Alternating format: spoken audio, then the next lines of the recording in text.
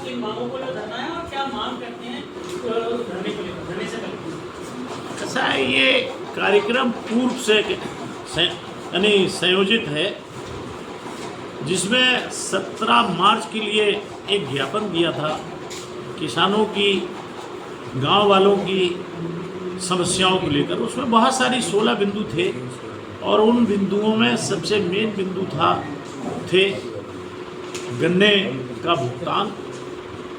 72 करोड़ रुपए की RC cut चुकी है ओसवाल चीनी मिल की, लेकिन ना आरसी की वसूली है और न किसानों के भुगतान के लिए शासन और प्रशासन की कान को जुड़े हुए हैं। दूसरे था जो छुट्टा जानवर हैं उनके द्वारा, चाहे कैजुअल्टी की बात करें, चाहे बड़ी मेहनत के बाद किसानों की फसल की बात करें, तो दूसरा ये था। तीसरा था कि धानों के हमने अवगत कराया था कि धानों के जो आपने क्रय केंद्र 10-12 क्रय केंद्र इकट्ठे मंडी में लगा दिए, वो मंडी में ना लगाकर जैसे हमेशा न्याय पंचायत स्तर पर लगते थे, तो ये भी मालूम रहता था कि कौन इसमें बिचौलिया तुलाने आया है या कौन किसान है, क्योंकि अड़ोस पड़ोस के गांव सब एक दूसरे को जानते थे।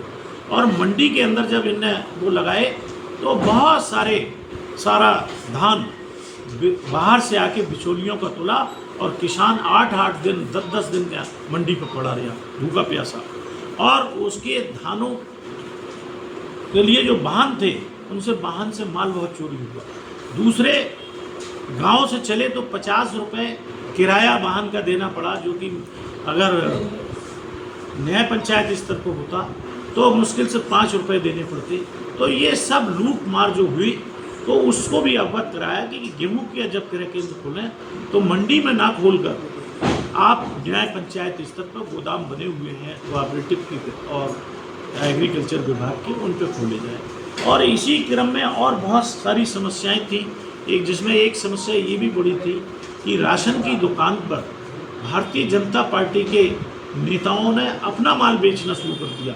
जैसे नमक जो 25-30 रुपए की थैली है उसे और ज़्यादा भाव में बेचा गया।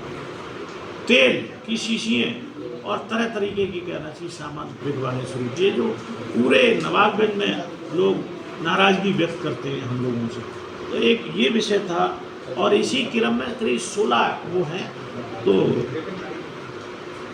उन पर कहना चाहिए ज्ञापन दिया था। ज्ञापन के बाद में कुछ नहीं हुआ तो 2 तारीख को नवाबगंज में धरना दिया, फिर कुछ नहीं हुआ तो आज आपको मजबूरन किसानों के हित में और गरीब और ज़रूरतमंद के हित में आप लोगों को से निवेदन करना पड़ा कि आप लोग आएँ और इन सारी सूचनाओं को अपने माध्यम से बरेली के प्रशासन और उत्तर प्रदेश के शासन को अवगत कराने की कृपा करें।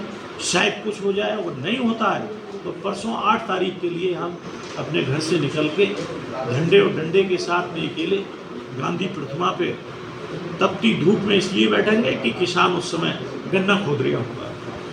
तो हम भी इन लोगों को जब हम पहुंचेंगे तो अत्यारी भी आंदोलन है, एहसास हो गर्मियों में वो एसी में बैठ के वो चंद्रे उड़ाते हैं, और किसान जो अन्नदाता है वो खेतों में कहना चाहिए दोपहर में तपती दोपहरी में काम करता है। और शायद इन लोगों के कान पे जुड़ोगे।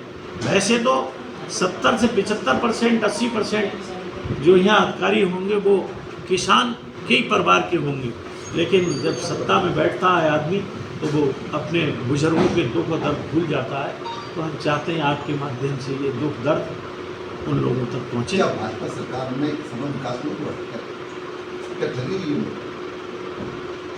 ये बड़ा वैसा विषय और बड़ा विषय है। विकास के नाम पर हम गांव के रहने वाले और हम 40 साल हो गए राजनीति में, 5 बार एमएलए रहे।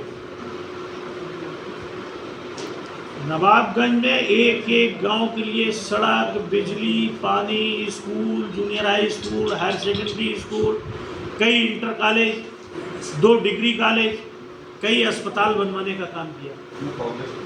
और जब भारतीय जनता पार्टी की बात है तो ये आपसे मेरा आग्रह है, जहां लूट की बात की है तो सर्वविदित है क्या हो रहा है, और वो पैसा तो पूरे विश्व के अंदर सबसे ज़्यादा नंबर 1 में भारतीय जनता पार्टी के पास है, विश्व के अंदर। इनके खाते में।